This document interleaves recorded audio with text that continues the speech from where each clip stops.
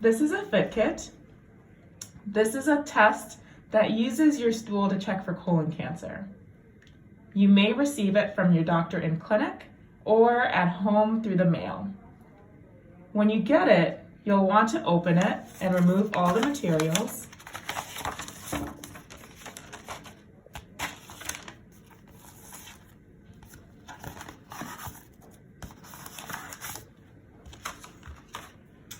And when you're ready to use it, you'll take the kit and write your name,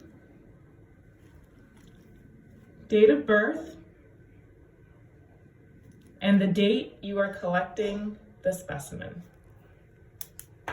Once you're ready to use it, take the kit and the tissue with you to the bathroom. Place the tissue underneath the toilet seat, and after you've had a bowel movement, take the kit, open it, cover the tip with stool, and put it back in the container. Snap the lid closed and do not open it again.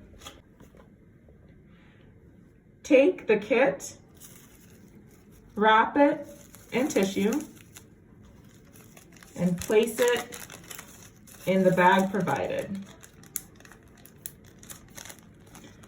Put all of this in the envelope and seal the envelope closed.